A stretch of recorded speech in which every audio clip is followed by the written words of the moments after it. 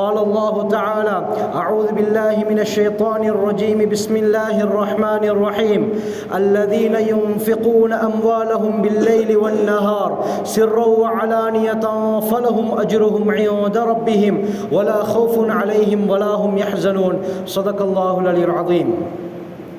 وبالسند المتصل مني إلى الإمام الحافظ الحجة ريحانة الفقهاء أمير المؤمنين في الحديث أبي عبد الله محمد بن إسماعيل بن إبراهيم بن مغيرة بن بردزبة الجعفي البخاري اليماني رحمه الله أنه قال: حدثنا أبو العاصم بن ضحاك عن زكريا بن إسحاق عن يحيى بن عبد الله بن صيفي عن أبي معبد عن ابن عباس رضي الله عنه أن رسول الله صلى الله عليه وسلم بعث معاذا إلى اليمن فقال: ادعهم إلى شهادة أن لا إله إلا الله وأني رسول الله فإنهم أطاعوا لذلك فأعلمهم أن الله قد افترض عليهم 5 صلوات في كل يوم وليلة فإنهم أطاعوا لذلك فأعلمهم أن الله افترض عليهم صدقة في أموالهم تؤخذ من أغنيائهم وترد على فقرائهم أو كما قال عليه الصلاة والسلام. அளவற்ற அருளாளனும் நிகரற்ற அன்புடையோனுமாகிய எல்லாம் வல்ல அல்லாஹுக்கே அனைத்து புகழும் உரித்தாகட்டும். சாந்தி மதம் மேந்தி வந்த சத்திய தூதர் சன்மார்க்க போதகர் சர்தாரே தோ ஆலம் தாஜுல் மதீனா ரஹ்மத்துல் ஆலமீன் இமாமுல் அம்பியா ஹைருல் பரியா எம்முயிரிலும் உயிரான உயிரிலும் மேலான கண்மணி நபிகள் நாயகம் ஸல்லல்லாஹு அலைஹி வஸல்லம் அவர்கள் மீதும் இந்த தீன் பிற்காலத்திலே வாடிய மலராக இருக்கக்கூடாது, வாடாத மலராக இருக்க வேண்டும் என்பதற்காக உயிர் தியாகங்கள் இரத்த தியாகங்கள் செய்த சஹாபாக்கள் தாபிஊன்கள் தபஉத் தாபிஈன்கள் இந்த உலகிலே வாழுகின்ற வாழப் போகின்ற அத்தனை முஸ்லிமான முஃமினான ஆண்கள் பெண்கள் மீதும் அல்லாஹ்வின் சாந்தியும் சமாதானமும் என்றென்றும் உண்டாவதாக. புனிதமிக்க ஜும்ஆவுடைய நாளிலே இஅ்திகாஃபுடைய நியத்தில் வந்தமர்ந்திருக்கும் அல்லாஹ்வின் நல்லடியார்களே, அல்லாஹ் சுப்ஹானஹு வ தஆலா தன்னுடைய வாழ்க்கையில் எந்த நல்ல விடயங்களை எடுத்து நடக்கும்படி கூறியிருக்கிறானோ அவற்றை முடியுமான அளவு எடுத்து நடக்கும்படியும் எவற்றை விட்டு விலகி ஒதுங்கி தவிர்ந்திருக்குமாறு கூறியிருக்கிறானோ அவற்றை விட்டு முற்றுமுழுதாக தவிர்ந்து கொள்ளுமாறும் முதலில் எனக்கும் அப்பால் உங்களுக்கும் தக்வாவை கொண்டு நல்ல உபதேசம் செய்கிறேன், ஞாபகம் ஊட்டிக் கொள்கிறேன். அருமையானவர்களே, அல்லாஹ் சுப்ஹானஹு வ தஆலா இந்த உலகத்திலே கோடிக்கணக்கான படைப்பினங்களை படைத்து அந்த படைப்பினங்களில் சிறந்த படைப்பாக, சிரேஷ்டமான படைப்பாக, கண்ணியமான படைப்பாக மனிதனை படைத்திருக்கிறான். இந்த மனிதர்கள் சுவர்க்கம் செல்ல வேண்டும், ஈடேற்றம் அடைய வேண்டும், நேர்வழி பெற வேண்டும், நரகத்திற்கு செல்லக்கூடாது, தோல்வியடைந்து விடக்கூடாது என்பதற்காக வேண்டி, மனிதனுடைய சீர்திருத்தத்துக்காக வேண்டி அல்லாஹ் சுப்ஹானஹு வ தஆலா 1,24,000 நபிமார்களை அனுப்பினான். இப்னு ஹிப்பானுடைய ஸஹீஹான ரிவாயத் ஸல்லல்லாஹு அலைஹி வஸல்லம் சொன்னாங்க, அல்லாஹ் சுப்ஹானஹு வ தஆலா இந்த உலகத்திற்கு 1,24,000 நபிமார்களை அனுப்பினான். உலகத்தில் எத்தனை நபிமார்கள் வந்தார்களோ அத்தனை நபிமார்களுடைய அளவுக்கு அல்லாஹ் உம்மத்தையும் கூட்டத்தாரையும் கொடுத்திருந்தான். ஒவ்வொரு நபியும் வந்து தன்னுடைய கூட்டத்தாருக்கு மத்தியில் அல்லாஹுவை பற்றி சொன்னார்கள். நீங்கள் அல்லாஹுவை விளங்குங்கள், அல்லாஹுக்கு பயப்படுங்கள், இத்தகுல்லாஹ், அல்லாஹுவை பயந்து நடங்கள், வாழ்க்கையிலே வெற்றி பெறுவீர்கள் என்று ஒவ்வொரு நபிமார்களும் தன்னுடைய கூட்டத்தாருக்கு அச்சமூட்டி எச்சரிக்கை செய்து கொண்டே இருந்தார்கள். அதிலே இறுதியாக வந்தவர்கள் தான் ஹஜ்ரத் முஹம்மது ஸல்லல்லாஹு அலைஹி வஸல்லம். முஹம்மது ஸல்லல்லாஹு அலைஹி வஸல்லம் அவர்களுக்கு பின்னால் எந்த ஒரு நபியும் வரப்போவது கிடையாது. நாம் இறுதி உம்மத், நாம் முஹம்மது ஸல்லல்லாஹு அலைஹி வஸல்லம் அவர்களுடைய உம்மத். எங்களுக்கு பிறகு இன்னொரு உம்மத் வரப்போவது கிடையாது. கியாமத் நாள் வரைக்கும் முஹம்மது ஸல்லல்லாஹு அலைஹி வஸல்லம் அவருடைய உம்மத் தான் இருப்பார்கள். ஹஜ்ரத் ஈசா அலைஹிஸ்ஸலாம் அவர்கள் தஜ்ஜாலை கொல்வதற்காக வேண்டி அல்லாஹ் வானத்திலிருந்து இறக்குவான். சஹீஹ் முஸ்லிமுடைய தெளிவான ரிவாயத். ஆனால் அவர்கள் வந்து நபியாக இருக்க மாட்டார்கள். இந்த உம்மத்துடைய ஒரு சர்வசாதாரண ஒரு மனிதராகத்தான் இருப்பார்கள். காரணம் என்ன? அல்லாஹ் ஏற்கனவே நிர்ணயித்து விட்டான், கியாமத் வரை வரக்கூடிய அனைவரும் முஹம்மது ஸல்லல்லாஹு அலைஹி வஸல்லம் அவருடைய உம்மத் தான். முஹம்மது ஸல்லல்லாஹு அலைஹி வஸல்லம் அவர்கள் மரணித்து வஃபாத்தாகி கிட்டத்தட்ட 1400 வருடங்களுக்கு மேலாகிவிட்டது. இதற்கு பிறகு எந்த ஒரு நபியும் வரப்போவது கிடையாது. ஆக அல்லாஹ் சுப்ஹானஹு வ தஆலா இந்த மனிதர்களை சீர்திருத்துவதற்காக வேண்டி அல்லாஹ் நேர்வழி காட்டியாக, வழிகாட்டியாக குர்ஆனை எங்களுக்கு தந்திருக்கிறான். கியாமத் வரை வரக்கூடிய அனைவருக்கும் குர்ஆன் நேர்வழி காட்டுகிறது. ஹுதல்லில் முத்தகீன், தக்வா உள்ளவர்களுக்கு நேர்வழி காட்டும், அல்லாஹ்வை பயப்படக்கூடியவர்களுக்கு நேர்வழி காட்டும். குர்ஆன் ஒட்டக காலத்துக்கு மட்டும் பொருந்தாது. ஒட்டக காலத்திற்கும் குர்ஆன் தான், டெக்னாலஜியுடைய காலத்துக்கும் குர்ஆன் தான். இதற்கு பிறகு எந்த காலம் வந்தாலும் அந்த காலத்திற்கு குர்ஆன் தான் கண்ணியமானவர்களே. எல்லா காலத்திற்கும் பொருந்தக்கூடிய வேதம். அல்லாஹ் அறிவியலை பற்றி தெளிவாக குர்ஆனிலே பேசுகிறான். வைத்திய துறையை பற்றி குர்ஆன் பேசுகிறது. இன்று எதையெல்லாம் சாதித்துக் கொண்டிருக்கிறார்களோ, எத்தனை துறைகள் இருக்கிறதோ, அது எல்லாத்தையுமே குர்ஆன் பேசிவிட்டது கண்ணியமானவர்களே. குர்ஆன் தான் எமக்கு வழிகாட்டியாக இருக்கிறது. ஸல்லல்லாஹு அலைஹி வஸல்லம் அவர்கள் எங்களுக்கு விட்டு சென்றார்கள் குர்ஆன், கிதாபுல்லாஹ், அல்லாஹ்வுடைய வேதம், முஹம்மது ஸல்லல்லாஹு அலைஹி வஸல்லத்துடைய வழிமுறை. புகாரியுடைய ரிவாயத், தரக்து ஃபீக்கும் அம்ரைன், இரண்டு விடயத்தை உங்களுக்கு மத்தியிலே நான் விட்டு செல்கிறேன். லன் ததில்லு மா தமஸ்ஸக்தும் பிஹிமா, அந்த இரண்டு விடயத்தை நீங்கள் பற்றி பிடித்திருக்கும் காலமெல்லாம் ஒரு காலமும் வழி தவற மாட்டீங்க. முதலாவது குர்ஆன், இரண்டாவது என்னுடைய வழிமுறை என்று ஸல்லல்லாஹு அலைஹி வஸல்லம் சொன்னார்கள். ஆக கண்ணியமானவர்களே, குர்ஆனிலே ஒரு மனிதனுக்கு தேவையான அனைத்து விடயத்தையும் அல்லாஹ் தெள்ள தெளிவாக சொல்லியிருக்கிறான். குர்ஆனிலே இருக்கக்கூடிய விடயங்களுக்கு தஃப்சீராக ஹதீஸிலே ஸல்லல்லாஹு அலைஹி வஸல்லம் மேலதிக விடயத்தை சொல்லி தந்திருக்கிறார்கள். ஹஜ்ரத் அப்துல்லா பின் அப்பாஸ் ரலியல்லாஹு அன்ஹு தஃப்சீருடைய கலை, முஃபஸ்ஸிருன்களுடைய தலைவர் அப்துல்லா பின் அப்பாஸ் ரலியல்லாஹு அன்ஹு சொல்றாங்க, அல்லாஹ் சுப்ஹானஹு வ தஆலா குர்ஆன்ல ஸலாஸத்துன் மக்ரூனத்துன் பி ஸலாஸத்தின், மூன்று விடயங்களை மூன்று விடயத்தோடு இணைத்து ஜாயின் பண்ணி அல்லாஹ் கூறுகிறான். அப்படின்னா இரண்டு இரண்டாக மூன்று இடத்துல அல்லாஹ் பாவிக்கிறான். இதுல ஒரு விடயத்தை மட்டும் அமல் செய்து மற்றதை விட்டுவிட்டால் இந்த அமலும் ஏற்றுக்கொள்ளப்படாது என்றான். முதலாவது என்ன? அத்தியுல்லாஹ வ அத்தியுர் ரசூல், அல்லாஹுக்கும் வழிபட வேண்டும், முஹம்மது ஸல்லல்லாஹு அலைஹி வஸல்லம் அவர்களுக்கும் வழிபட வேண்டும். அல்லாஹுக்கு மட்டும் ஒருத்தர் வழிபட்டு முஹம்மது ஸல்லல்லாஹு அலைஹி வஸல்லம் அவர்களை வழிபடாமல் புறக்கணித்து விட்டார், அவருடைய அமல் ஏற்றுக்கொள்ளப்படாது கண்ணியமானவர்களே. இரண்டும் சரியாக இருக்க வேண்டும். நம்முடைய இரண்டு கண்களை போல இரண்டு கண்கள் இருந்தால் தான் நாங்கள் பார்க்கக்கூடிய விடயம் தெளிவாக விளங்கும், தெளிவாக நாம் அறிந்து கொள்ள முடியும். கண்ணிலே குறைபாடு இருந்தால் எப்படி அது சரியாக விளங்கும் கண்ணியமானவர்களே? அல்லாஹுக்கும் வழிபட வேண்டும், முஹம்மது ஸல்லல்லாஹு அலைஹி வஸல்லம் அவர்களுக்கும் வழிபட வேண்டும். இரண்டாவது அல்லாஹ் கூறுகிறான், அனிஷ்குர்லி வலிவாலிதை, எனக்கும் நீங்க நன்றி செலுத்துங்க, உங்களோட தாய் தந்தையருக்கும் நன்றி செலுத்துங்க. அல்லாஹ்க்கு மட்டும் நன்றி செலுத்துகிறார், தாய் தந்தைக்கு நன்றி செலுத்தாமல் புறக்கணிக்கிறாரா, அவருடைய அமல் ஏற்றுக்கொள்ளப்படாத கண்ணியமானவர்களே. மூன்றாவது அல்லாஹ் கூறுகிறான், அகீமுஸ் ஸலா வ ஆத்துஸ் ஸகா, தொழுகையையும் நிலைநாட்டுங்கள், ஜகாத்தும் கொடுங்கள், ஜகாத்தையும் நிறைவேற்றுங்கள் அல்லாஹ் சொல்கிறான். ஒருத்தர் தொழுகையில மட்டும் ஈடுபடுறாரு, தொழுகையை நேரங்காலம் தாராமல் இமாம் ஜமாத்துடன் அவ்வல் தக்பீரில் தொழுது கொண்டிருக்கிறார்.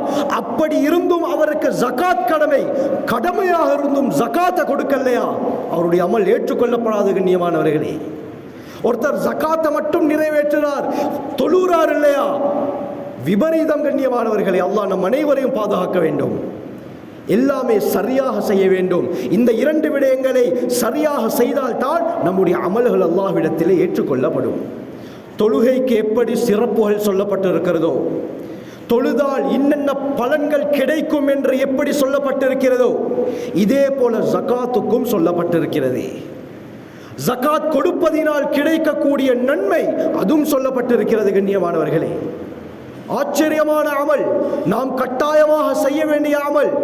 யாரெல்லாம் வசதி படைத்தவர்கள் இருக்கிறார்களோ அனைவரும் ஜகாத்தை கொடுக்க வேண்டும். தொழுகைக்கு எந்த அளவுக்கு சிறப்போ இதே போல ஜகாத்துக்கும் சிறப்புகள் இருக்கிறது. இமாம் தபரானி ரஹ்மத்துல்லாஹி அலைஹி ஔசத்திலே ஒரு ரிவாயத்தை கொண்டு வராங்க. ஜாபிர் ரலியல்லாஹு அன்ஹு அறிவிக்கிறாங்க, ஒரு மனிதர் ஸல்லல்லாஹு அலைஹி வஸல்லம் அவர்கள்ட்ட, யா ரசூலல்லாஹ், ஒரு மனிதர் தன்னுடைய சொத்துல இருந்து ஜகாத்தை நிறைவேற்றினால் அவருக்கு என்ன கிடைக்கும்? ஸல்லல்லாஹு அலைஹி வஸல்லம் சொன்னாங்க, ஃபகத் ஸஹப அன்ஹு ஷர்ருஹு, அவரை விட்டு அவருடைய பணத்திலே இருக்கக்கூடிய கெடுதிகள் எல்லாம், ஷர்றுகள் எல்லாம் போய்விடும் என்று ஸல்லல்லாஹு அலைஹி வஸல்லம் சொன்னாங்க. ஜகாத் கொடுப்பதினால் எம்முடைய பணத்தை, எம்முடைய செல்வத்தை, எம்முடைய சொத்துக்களை அல்லாஹ் பரிசுத்தப்படுத்துகிறான். கெடுதிகள் இருக்காது, ஷர்று இருக்காது. எந்த அளவுக்கு சொன்னால் கண்ணியமானவர்களை, இமாம் அபூ தாவூத், இமாம் பைஹகி, இமாம் தபரானி தங்களுடைய கிதாபிலே கொண்டு வருகிறார்கள். ஸல்லல்லாஹு அலைஹி வஸல்லம் சொன்னார்கள், ஹஸ்ஸினு அம்வாலகும் பிஸ்ஸகா, உங்களுடைய பணங்களை ஜகாத் கொடுப்பதின் மூலமாக பாதுகாத்துக் கொள்ளுங்கள். உங்களுடைய பணம் திருடுப்படாமல், மோசடி இல்லாமல் அப்படியே பாதுகாப்பாக இருக்க வேண்டுமா? ஜகாத் கடமையானா ஜகாத்தை கொடுங்கனா ஸல்லல்லாஹு அலைஹி வஸல்லம். ஜகாத் கொடுப்பதினால் உங்களுடைய பணங்கள் பாதுகாக்கப்படுது. அடுத்து ஸல்லல்லாஹு அலைஹி வஸல்லம் சொன்னாங்க, உங்களுடைய நோயாளிகளுக்கு தர்மம் சதக்காவை கொண்டு சிகிச்சை அளிங்கன்னா, சதக்காவின் மூலமாக எப்படியாப்பட்ட நோயாக இருந்தாலும் அல்லாஹ் தீர்த்து வைப்பான். கண்ணியமானவர்களே, ஏராளமான ரிவாயத்துகள் வருது, அதை பற்றி பேசினால் நேரம் இடம் கொடுக்காது. சதக்காவின் மூலமாக எதை வேண்டுமானாலும் சாதித்துக் கொள்ளலாம். நம்முடைய நோய்க்குரிய மருந்தை அல்லாஹ் நம் கைவசமே வைத்திருக்கிறான். அடுத்து ஸல்லல்லாஹு அலைஹி வஸல்லம் சொன்னார்கள், வஸ்தக்பிலு அம்வாஜல் பலாஇ பித்துஆஇ வத்ததர்ரு, உங்களுக்கு ஏற்பட்டிருக்கக்கூடிய சோதனை என்ற அலைகளை, சோதனைன்னு சொல்லல, கடல் அலைகள் எப்படி ஒன்றன் பின் ஒன்றாக வந்து கொண்டே இருக்குமோ, ஒரு முடிவு இல்லையோ, இதே போல உங்களுக்கு வரக்கூடிய சோதனைகள், சோதனை என்ற அலைகளை துஆவின் மூலமாக முன்னோக்குங்கள். நான் ஸல்லல்லாஹு அலைஹி வஸல்லம், துஆவின் மூலமாக சோதனைகளை அல்லாஹ் இல்லாமலாக்குறான். பஸ்ஸாருடைய ரிவாயத், ஸல்லல்லாஹு அலைஹி வஸல்லம் சொன்னார்கள், அல்கமா ரலியல்லாஹு அன்ஹு அறிவிக்கிறாங்க, ஒரு மனிதனுடைய இஸ்லாம் பூர்த்தியாகுவதெல்லாம் அவர் ஜகாத் கடமையாகி இருந்தால் அந்த ஜகாத்தை நிறைவேற்றும் பொழுது தான். ஜகாத்தை கொடுத்தால் ஒரு முஸ்லிமுடைய இஸ்லாம் பூர்த்தி ஆகிறது. கண்ணியமானவர்களே, இந்த அளவுக்கு ஜகாத் கொடுப்பதற்கு இஸ்லாம் இந்த அளவுக்கு சிறப்புகளை சொல்லுது. வரஹ்மதி வஸிஅத் குல்ல ஷை, ஏண்ட ரஹ்மத் இருக்குதே, என்னுடைய அருள் இருக்கிறதே, எல்லா விடயத்தையும் சூழ்ந்து கொள்ளும் என்று அல்லாஹ் குர்ஆன் சொல்லிவிட்டு, இந்த ரஹ்மத்தை நான் யாருக்கு தெரியுமா கொடுக்கிறேன்? ஃபஸஅக்துபுஹா லில்லதீன யத்தகூன், யார் அல்லாஹ்வை பயந்து உலகத்தில் வாழ்கிறார்களோ, வயுத்தூன ஸகா, ஸகாத்தையும் யார் கொடுக்கிறாங்களோ, நிறைவேற்றாங்களோ, இவர்களுக்கு இந்த ரஹ்மத்தை நான் கொடுக்கிறேன் என்று அல்லாஹ் குர்ஆன்ல சொல்றான். ஆக கண்ணியமானவர்களே, அல்லாஹுடைய ரஹ்மத் எவ்வளவு முக்கியம். அல்லாஹுடைய ரஹ்மத் இல்லாவிட்டால் ஹஜ்ரத் முஹம்மது ஸல்லல்லாஹு அலைஹி வஸல்லம் முன்பின் பாவங்கள் மன்னிக்கப்பட்ட நபி, இவர்களுக்கு கூட சொர்க்கம் போக முடியாது. புகாரியுடைய ரிவாயத், ஸல்லல்லாஹு அலைஹி வஸல்லம் சொன்னாங்க, ல யுத்கில அஹதன் அமலுஹு அல் ஜன்னத, எந்த ஒருவரையும் அவருடைய அமல் சுவர்க்கத்துக்குள்ளால் நுழைவிக்கவே மாட்டாது. நான் ஸல்லல்லாஹு அலைஹி வஸல்லம். உடனே சஹாபாக்கள் கேட்டாங்க, வலாந்த யா ரசூலல்லாஹ், அல்லாஹ்வின் தூதரே, உங்களுக்கும் சொர்க்கம் போக இயலாதா? நபி அவர்களுடைய இபாதத் சுப்ஹானல்லாஹ், நின்று வணங்க ஆரம்பித்தால் முடிவு என்பது கிடையாது. நபி அவர்களுடைய இபாதத் அப்படித்தான் இருக்கும். முன்பின் பாவங்கள் மன்னிக்கப்பட்ட நபி, அல்லாஹ்வை அதிகமாக பயப்படக்கூடிய மனிதர் முஹம்மது ஸல்லல்லாஹு அலைஹி வஸல்லம், உங்களுக்கும் சொர்க்கம் போக முடியாதா யா ரசூலல்லாஹ்? நபி அவங்க சொன்னாங்க, வலா அன இல்லா அய்யதகம்மதனி அல்லாஹு பிரஹ்மத்தி மின்ஹு வ ஃபضல், அல்லாஹ்வுடைய ரஹ்மத் என்னை மூடிக்கொண்டாலே அன்று எனக்கும் சொர்க்கம் போகலாதுன்னா. அல்லாஹுடைய ரஹ்மத் இல்லாவிட்டால் ஒன்றுமே செய்ய முடியாது. அந்த ரஹ்மத்தை அல்லாஹ் யாருக்கு கொடுக்கிறான்? யார் அல்லாஹ்வை பயந்து ஜகாத் கடமையாகி ஜகாத்தை கொடுக்கிறாங்களோ இவர்களுக்கு அல்லாஹ் இந்த ரஹ்மத்தை ஒட்டோவாக கொடுக்கிறான். அல்லாஹ் அந்த கூட்டத்திலே நம் அனைவரையும் சேர்த்தருள்வானாக. இதே போலத்தான் தொழுகைக்கு சொல்லப்பட்டமாறு சிறப்புகள் ஜகாத்துக்கும் சொல்லப்பட்டிருக்கிறது. மறுமுனையில் தொழாவிட்டால் என்ன தண்டனைகள் சொல்லப்பட்டிருக்கிறதோ, எப்படியாப்பட்ட எச்சரிக்கை இருக்கிறதோ, இதே போல ஜகாத்திற்கும் பயங்கரமான எச்சரிக்கைகள் வந்திருக்குது. தபரானியுடைய ரிவாயத் வருது, அனஸ் ரலியல்லாஹு அன்ஹு அறிவிக்கிறாங்க, ஸல்லல்லாஹு அலைஹி வஸல்லம் சொன்னார்கள், மானிஉ ஸகாத்தி யௌமல் கியாமத்தி ஃபின்னார், உலகத்தில் யாரு வசதி இருந்தும் ஜகாத் கொடுக்காமல் தடுத்துக் கொள்கிறாரோ அவர் நரகத்தில் இருப்பார். அல்லாஹ் நம் அனைவரையும் பாதுகாக்க வேண்டும். புரைதா ரலியல்லாஹு அன்ஹு அவர்களுடைய ரிவாயத் தபரானியில் வருது, ஸல்லல்லாஹு அலைஹி வஸல்லம் சொன்னார்கள், மா மனஅ கௌமுன் அஸ்-ஸகாத, எந்த கூட்டத்தாருக்கு ஜகாத் கடமையாகியும் அதை அந்த கூட்டம் தடுத்து கொண்டார்கள் என்றால், கொடுக்காமல் தடுத்து விட்டார்கள் என்றால், இல்லா இப்தலாஹுமுல்லாஹு பிஸ்ஸினீன், அல்லாஹ் அந்த கூட்டத்தாருக்கு பஞ்சத்தை கொண்டு சோதிப்பானா. ஸல்லல்லாஹு அலைஹி வஸல்லம், அல்லாஹ் பஞ்சத்தை ஏற்படுத்துவான். ஹாக்கிமுடைய ரிவாயத், ஸல்லல்லாஹு அலைஹி வஸல்லம் சொன்னார்கள், இல்லா ஹபஸஹுமுல்லாஹு அன்ஹுமுல் கத்ர், மழை பெய்யாமல் அல்லாஹ் அவர்களை தடுத்து விடுவான். அவர்களுடைய பகுதிக்கு மழையை அல்லாஹ் ஏற்படுத்த மாட்டான். ஜகாத் கொடுக்காமல் தடுத்து விட்டான். ஏராளமான எச்சரிக்கைகள் இருக்கிறது கண்ணியமானவர்களே. இந்த அளவுக்கு என்று சொன்னால் புகாரியுடைய ரிவாயத் வருது, ஸல்லல்லாஹு அலைஹி வஸல்லம் அவர்களுக்கு பின்னால அபூபக்கர் சித்திக் ரலியல்லாஹு அன்ஹு ஆட்சிக்கு வருகிறார்கள்.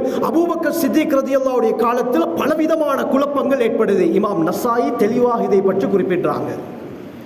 ஒரு பக்கம் என்னாண்டா இஸ்லாத்தை விட்டு மதம் மாறுகிறார்கள், இன்னொரு பக்கம் பொய் நபிகள் தோன்ற ஆரம்பிக்கிறாங்க, இன்னொரு சைட் ஜகாத்தை மறுக்கக்கூடிய ஒரு கூட்டம் உருவாகிவிட்டது.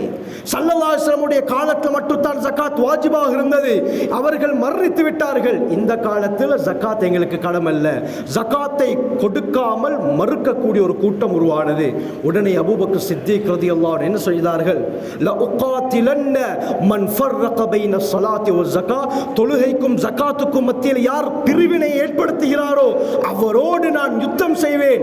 எந்த அளவுக்கு சொன்னா, லவ் மனஊனி அனாகன், ஸல்லல்லாஹு அலைஹி வஸல்லம் அவருடைய காலத்தில் ஒட்டகத்தையோ அல்லது கால்நடைகளை கொடுக்கும் பொழுது அந்த ஒட்டகத்துடைய மூக்கணா கயிறை சேர்த்து ஒருவர் கொடுத்து, இந்த காலத்தில் மூக்கணா கயிறை நான் கொடுக்க மாட்டேன், ஒட்டகத்தை மட்டும் நான் கொடுக்கிறேன் என்று சொன்னாலும் அதை தடுத்ததற்காக வேண்டி அந்த மனிதரோடு நான் யுத்தம் செய்வேன். அபூபக்கர் சித்திக் ரலியல்லாஹு அன்ஹு. இந்த அளவுக்கு பயங்கரமான எச்சரிக்கைகள் ஜகாத் கொடுக்காதவர்கள் மீது வந்திருக்கிறது. ஆக கண்ணியமானவர்களே, நன்றாக விளங்கிக் கொள்ள வேண்டும். அல்லாஹ் சுப்ஹானஹு வ தஆலா எங்களுக்கு வசதியை தந்திருக்கிறானா, எங்களுக்கு அல்லாஹ் பணத்தை தந்திருக்கிறானா, செல்வங்களை தந்திருக்கிறானா, அந்த பணங்கள் முழுமையாக எம்முடையது கிடையாது கண்ணியமானவர்களே, எம்முடையது கிடையாது. அதிலே ஏழைகளுடைய ஒரு பங்கையும் அல்லாஹ் வைத்து தான் இருக்கிறான். அனைத்து சொத்துக்களையும் அனைத்து பணங்களையும் நாங்கள் அனுபவிப்பதற்கு எங்களுக்கு அனுமதி இல்லை, அது நாம் சம்பாதித்தாலும் சரி. காரணம் என்ன, அதில் ஏழைகளுடைய ஒரு பங்கு இருக்குது. அந்த ஏழைகளுடைய பங்கு நாம் சம்பாதிப்பதன் மூலமாக அந்த ஏழைகளுக்கு போக வேண்டிய பங்கை நாம் கொடுக்க வேண்டும். இதற்காகத்தான் அல்லாஹ் ஜகாத் என்ற ஒரு வழிமுறையை அல்லாஹ் கடமையாக்கி இருக்கிறான். ஜகாத்தை நாங்கள் கொடுக்கணும். அருமையானவர்களே, ஏன் அல்லாஹ் ஜகாத்தை கடமையாக்கினான்? ஜகாத் கொடுப்பதனுடைய நுட்பம், ஹிக்மத்துகள் என்ன? ஏராளமான ஹிக்மத்துகளை உலமாக்கள் எழுதுறாங்க. முதலாவது என்னண்டா, எங்களோட உள்ளத்திலிருந்து யார்கிட்ட வசதி இருக்கிறதோ அவர் ஜகாத் கொடுக்கும் பொழுது அவருடைய உள்ளத்திலிருந்து கஞ்சத்தனத்தை அல்லாஹ் இல்லாமல் ஆக்கி விடுகிறான். கஞ்சத்தனம் இல்லாமல் ஆகுது. ஒருத்தர்கிட்ட 1 கோடி பணம் இருந்தால் 2.5 வீதம் ஜகாத் கொடுக்க வேண்டும். கலெக்ட் பண்ணி கணக்கு பார்க்கிறாரு, கிட்டத்தட்ட ஒரு 2.5 லட்சம் ஜகாத் கொடுக்கணுமா? பெரிய அமௌண்ட் கண்ணியமானவர்களே. ஆனால் அல்லாஹ் கொடுக்க சொல்லி இருக்கிறானே, அதற்காக வேண்டி அந்த 2.5 லட்சத்தை எடுத்து ஏழைகளுக்கு கொடுக்கிறாரா? உள்ளத்தில் இருந்து அல்லாஹ் கஞ்சத்தனத்தை இல்லாமல் ஆக்குறான். முன்ஃபிக், கொடை வல்லலாக இவர் மாறிவிடுகிறார். ஜகாத்தின் மூலமாக ஏற்படக்கூடிய முதலாவது குணம் என்ன? கஞ்சத்தனம் இல்லாமல் ஆகுது. அல்லாஹு அக்பர்.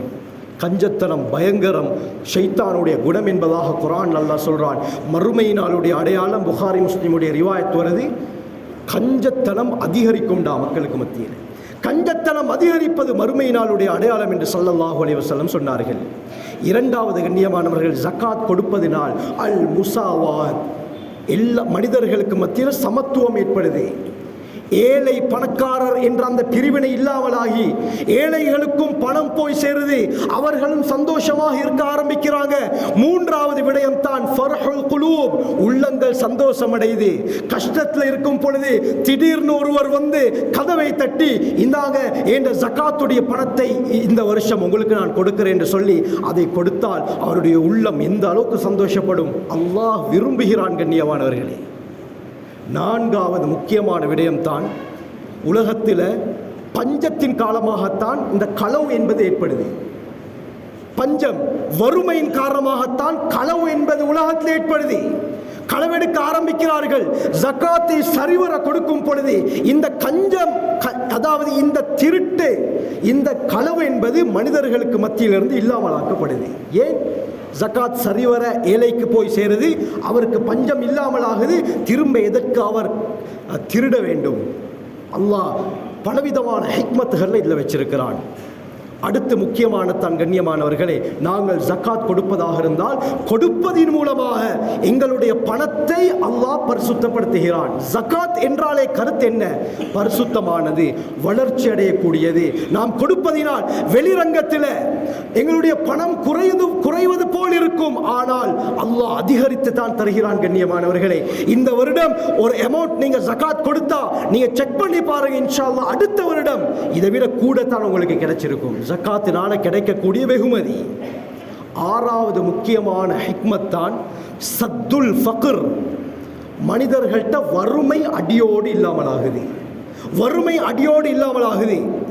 சில இடங்கள்ல பிராக்டிக்கல் தற்பொழுது நடக்கக்கூடிய விடயத்தை நான் சொல்கிறேன். சில இடங்கள்ல ஜகாத் எப்படி கொடுக்கப்படுது என்றால், ஒரு செல்வந்தர் இருக்கிறாரு, அவருடைய ஜகாத்துடைய பணம் உதாரணத்துக்கு 1 லட்சம் என்று வைத்துக் கொள்வோம். இவர் என்ன செய்யறாருன்னா, சில இடங்கள் இது நடக்குது, 100 கவரை எடுத்து ஒவ்வொரு கவர்ல 1000 ரூபாவாக அதுக்குள்ளால வைத்து ஒவ்வொரு வீட்டுக்கு போய் கதவை தட்டி இது என்ன ஜகாத்துடைய பணம் அப்படின்னு 1000 ரூபாய் கொடுக்கிறார், 2000 ரூபாய் கொடுக்கிறார், சரி கூடிய 5000 ரூபாய் கொடுக்கிறார். இந்த 5000 ரூபாய் கொடுப்பதினால, இந்த 2000 ரூபாய் கொடுப்பதினால அந்த குடும்பத்தாருடைய வறுமை ஒழியுமா? கண்ணியமானவர்களே, ஒரு காலமும் ஒழியாது. இது ஜகாத்துடைய முறை கிடையாது. 1000 ரூபாய் கொடுக்கிறனால ஒரு நேர சாப்பாடு சுப்ஹானல்லாஹ் 1000 ரூபாய் விட அதிகம். இப்படி இருக்க 1000 ரூபாய் எந்த மூளைக்கு? கண்ணியமானவர்களே, இது ஜகாத்துடைய ஒழுங்கான முறை கிடையாது. சில இடங்கள்ல என்ன நடக்குதுன்னா, ஒரு லிஸ்ட் ஒன்று இருக்கும், அந்த லிஸ்ட்ல ஒரு 50-100 பேர் இருப்பாங்க. எப்ப பார்த்தாலும் அந்த லிஸ்ட்ல உள்ளவங்களுக்கு தான் ஜகாத் போகுது. யாராவது ஒருத்தர் என்னுடைய ஜகாத்தை நான் கொடுக்க வேணும்னா முதல்ல என்ன செய்யறாங்க, அந்த லிஸ்ட் எடுத்து கொடுக்கறாங்க, இந்த இதுல உள்ளவங்களுக்கு தான் கொடுக்கணும். கண்ணியமானவர்களே, ஜகாத்துடைய நோக்கம் என்ன? ஜகாத் பணத்தை கொடுப்பதனால ஜகாத் எடுக்கக்கூடியவர்களுடைய லிஸ்ட் அப்படியே குறையணும். இந்த வருஷம் 100 பேரா, அடுத்த வருஷம் ஜகாத் எடுப்பதற்கு யார் தகுதின்னு பார்த்தால் ஒரு 70-80 சரி இருக்கணும், 20 சரி குறைஞ்சிருக்கணும். இது அப்படி இல்லை. எப்ப பார்த்தாலும் அதே 100 பேர் இருந்தால் ஜகாத்துடைய நோக்கம் அந்த இடத்திலே தவறிவிடப்பட்டிருக்கிறது. ஜகாத்துடைய நோக்கம் சத்துல் ஃபக்ர். நன்றாக விளங்கிக் கொள்ளுங்கள் கண்ணியமானவர்களே, வறுமையை முற்றாக ஒழிப்பது தான். ஒரு மனிதருடைய ஜகாத்தின் மூலமாக இந்த வறுமையை ஒழிக்க முடியாது.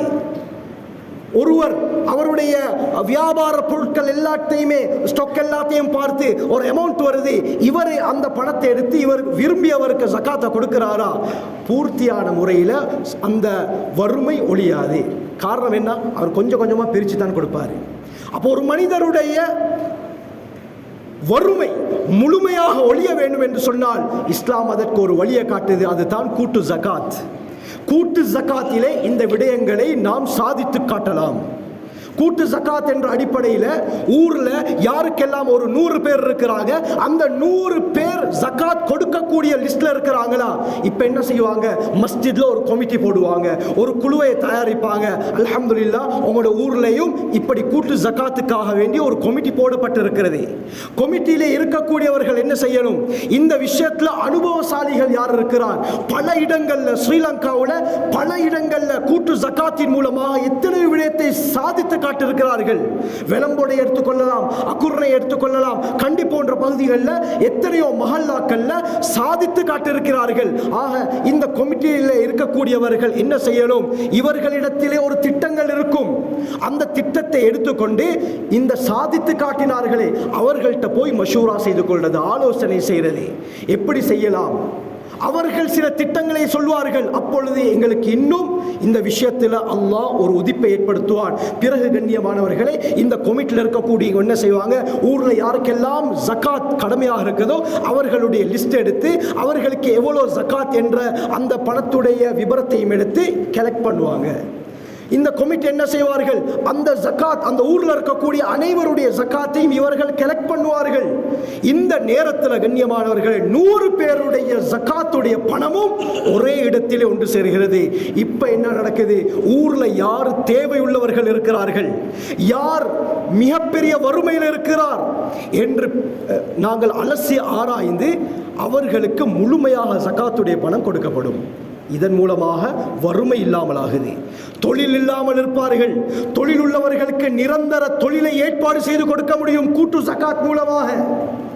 அது மட்டுமல்ல, விதவைகள் இருந்தால் அவர்களுக்கு ஏதாவது மெஷின் போன்ற விடயங்களை வாங்கி கொடுக்கலாம். வீடு இருக்கிறது, காணி இருக்கிறது, ஆனால் வீடு கட்ட முடியாமல் இருக்கிறது, கஷ்டத்தில் இருக்கிறார்கள். சில இடங்கள்ல கண்ணியமானவர்களே தூங்குவதற்கு இடமில்லாமல் 3 தூங்கக்கூடிய காட்சிகளையும் நாங்கள் பார்க்கிறோம்.